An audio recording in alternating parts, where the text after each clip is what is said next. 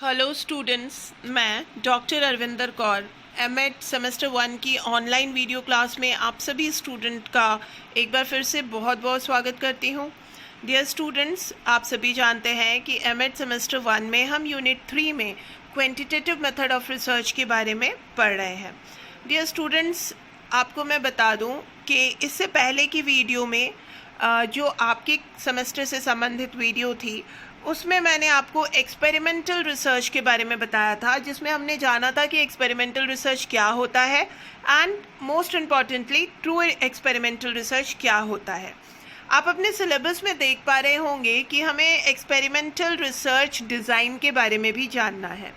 आप अपने सिलेबस को देखिए, आपके सिलेबस में एक्सपेरिमेंटल रिसर्च में जो जानना है एक्सपेरिमेंटल रिसर्च डिज़ाइन है, जिसमें हमें single group, pre test group, post test design and pre test post test control group design, post test only group and group design and factorial design के बारे में भी जानना है।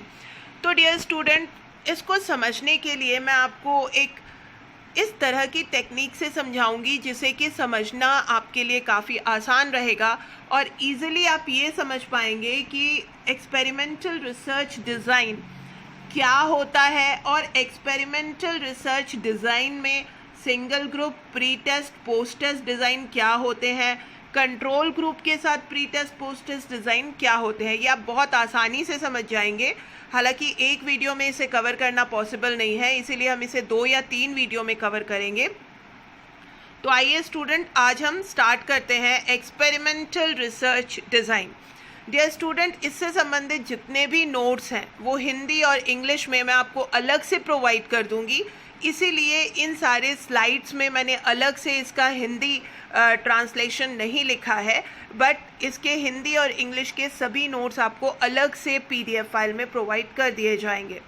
तो डियर स्टूडेंट, इस टॉपिक को आप सिर्फ अभी इस वीडियो में समझें और जो नोट्स बनाएंगे आप वो पीडीएफ फाइल से बनाएंगे। तो आइए आज समझने के लिए हम इसे देखते हैं और अच्छे तरीके से समझते हैं। Experimental research design. Experimental research design, सबसे पहले मैं आपको बिल्कुल शॉर्ट फॉर्म में बताऊं कि एक्सपेरिमेंटल रिसर्च डिज़ाइन होता क्या है। Dear students, experimental research design एक ब्लूप्रिंट है। Experimental research design is the blueprint of the procedure that enables the researcher to test hypothesis by reaching valid conclusion about relationship between independent and dependent variable। जैसा कि इसमें लिखा हुआ है कि experimental research design एक blueprint है। एक ब्लूप्रिंट है उन सारे प्रोसीजर का जो कि रिसर्चर को मदद करता है, जिससे कि रिसर्चर टेस्ट कर पाता है अपने हाइपोथेसिस को एक वैलिड कंक्लूजन तक पहुंचने के लिए, और वो ये समझ पाता है कि इंडिपेंडेंट और डिपेंडेंट वेरिएबल्स के बीच में क्या रिलेशनशिप है। जब भी हम अपनी रिसर्च करते हैं, डियर स्टूडेंट आप इसे समझें, जब भी हम अपनी रिसर्च करते हैं तो हमें इंडिपेंडेंट और डिपेंडेंट वेरिएबल्स के बीच में रिलेशनशिप को आइडेंटिफाई करना पड़ता है। तो डिपेंडेंट और इंडिपेंडेंट जो वेरिएबल्स है उसके रिलेशनशिप को आइडेंटिफाई करके हम किसी वैलिड कंक्लूजन तक, अपने रिसर्च के वैलिड कंक्लूजन तक पहुंचते हैं, और ये जो वैलिड कंक्लूजन तक हम पहुंचते हैं ये हाइपोथेसिस को टेस्ट करने के बाद ही पहुंच पाते हैं। तो डियर स्टूडेंट, एक्सपेरिमेंटल डिज़ाइन जो होता है वो एक ब्लूप्रिंट है जिसमें कि वो सारे प्रोसेसेस होते हैं जिन प्रोसेस को फॉलो करके एक कोई भी रिसर्चर अपने हाइपोथेसिस के वैलिड कंक्लूजन तक पहुंचता है। और वो वैलिड कंक्लूजन तक कब पहुंचता है? जब वो अपने इंडिपेंडेंट और डिपेंडेंट वेरिएबल्स के बीच में रिलेशनशिप को समझ पाता है। तो अब आपको समझ में आ गया होगा कि एक्सपेरिमेंटल डिज़ाइन क्या है। एक्सपेरिमेंटल डिज़ाइन वो डिज़ाइन है, वो ब्लूप्रिंट है, वो प्रोसेस है जिससे कि कोई भी रिसर्चर अपने हाइपोथेसिस को टेस्ट करता है, अपने वेरिएबल्स जो इंडिपेंडेंट और डिपेंडेंट वेरिएबल्स हैं उनके बीच के रिलेशनशिप को समझकर एक वैलिड कंक्लूजन तक, अपने रिसर्च के वैलिड कंक्लूजन तक पहुंचता है। तो ये जो एक्सपेरिमेंटल रिसर्च डिज़ाइन है इसको हम पर्टिकुलरली 3 पार्ट में पढ़ेंगे, जानेंगे। ये 3 तरह से डिज़ाइन बनते हैं। सबसे पहला होता है प्री एक्सपेरिमेंटल डिज़ाइन, दूसरा है ट्रू एक्सपेरिमेंटल डिज़ाइन एंड तीसरा है क्वासी एक्सपेरिमेंटल डिज़ाइन, जिसे अर्ध प्रायोगिक अनुसंधान डिज़ाइन भी कहते हैं। तो डियर स्टूडेंट्स, मैंने आपको बताया था पहले भी कि ये जो आपके सिलेबस में है उसको अगर हम इस तरीके से समझेंगे, pre experimental, true experimental and quasi experimental, तो ज़्यादा बेटर आप इसकी अंडरस्टैंडिंग को कर पाओगे। अदरवाइज इन चीज़ों को समझना आपके लिए थोड़ा सा डिफ़िकल्ट हो जाएगा। तो आइए हम लोग इसको 3 पार्ट में डिवाइड करते हैं। ये 3 तरह के डिज़ाइन होते हैं। एक होता है प्री एक्सपेरिमेंटल डिज़ाइन, एक होता है ट्रू एक्सपेरिमेंटल डिज़ाइन और तीसरा क्वासी एक्सपेरिमेंटल डिज़ाइन। तो 1 बाय 1 करके मैं इन तीनों डिज़ाइन के क्या क्या फॉर्म्स होते हैं वो आपको बताऊंगी। तो आज सबसे पहले हम लोग प्री एक्सपेरिमेंटल डिज़ाइन के बारे में कंप्लीटली जानेंगे। और प्री एक्सपेरिमेंटल डिज़ाइन के बारे में जानने से पहले मैं आपको ये बता दूं कि इन तीनों एक्सपेरिमेंटल डिज़ाइन को हम लोग कैसे डिफरेंशिएट करते हैं, क्योंकि इनके डिफरेंसेस को सबसे पहले जब आप जान लेंगे तो जब आपको मैं pre experimental design, true experimental design और क्वासी एक्सपेरिमेंटल डिज़ाइन के बारे में बताऊंगी तो समझना आपके लिए काफ़ी आसान हो जाएगा। देखिए, pre experimental design least effective होता है, इसमें कंट्रोल ग्रुप नहीं होता है और इसमें ग्रुप को इक्वालेट नहीं किया जाता, इक्वलाइज नहीं किया जाता है, और रैंडमाइजेशन पॉसिबल होता भी है और नहीं भी होता है।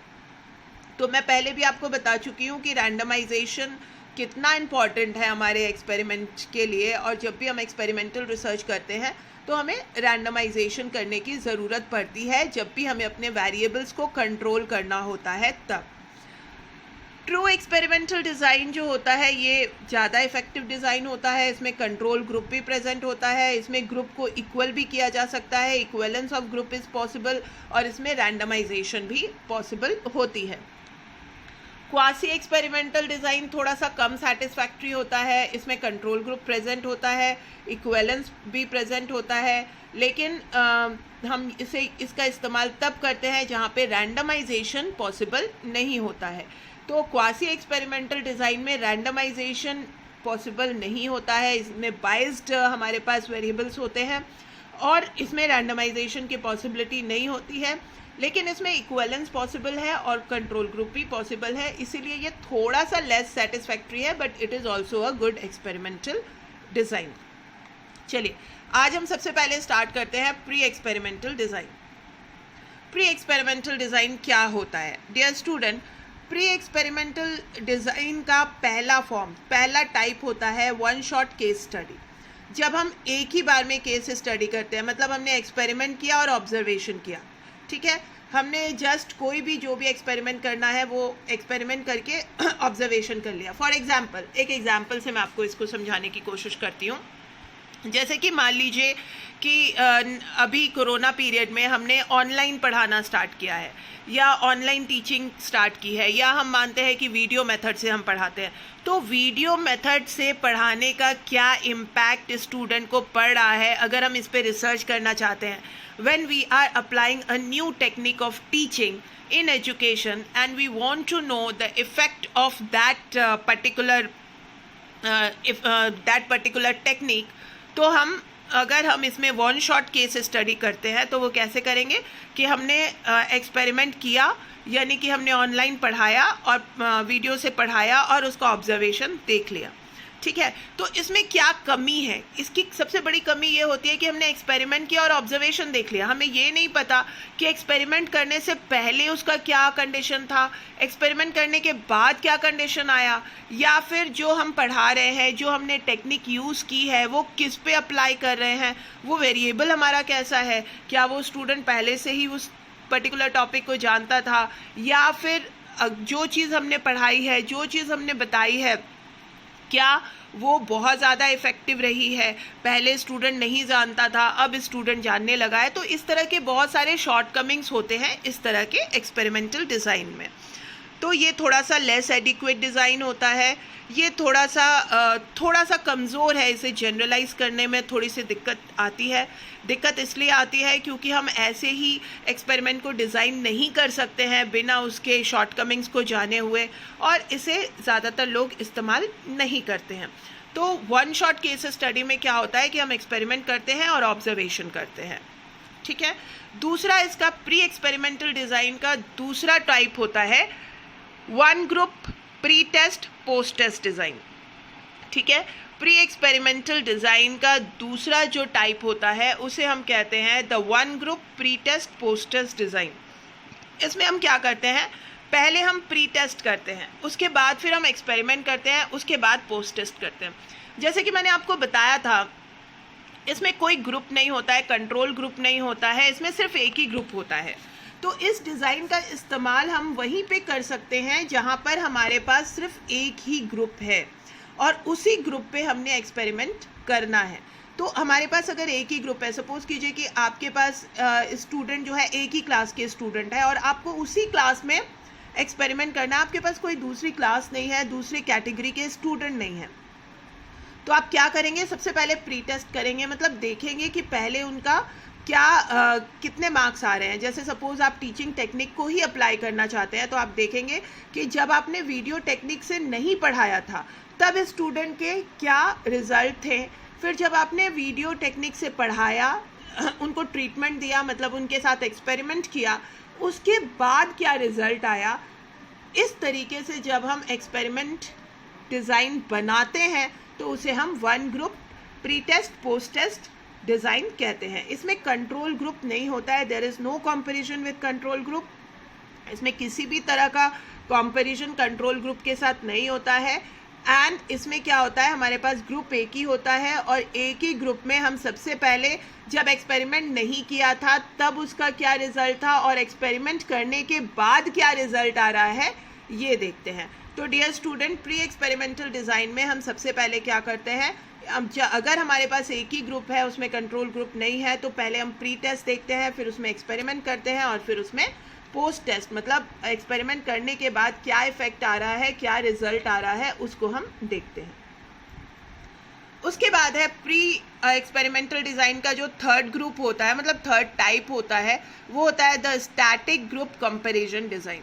क्योंकि इसमें कोई पहले वाले में कोई कंट्रोल ग्रुप नहीं था। स्टैटिक ग्रुप कंपैरिजन डिज़ाइन में क्या होता है कि हम कंट्रोल ग्रुप एक लेते हैं, एक ऐसा कंट्रोल ग्रुप लेते हैं जिसके वेरिएबल्स को हम कंट्रोल कर सके। कंट्रोल ग्रुप का मतलब ही ये हुआ कि जिसमें हम डिपेंडेंट वेरिएबल को कंट्रोल कर सकें और सिर्फ हमारे एक ही इंडिपेंडेंट वेरिएबल हो, ठीक है।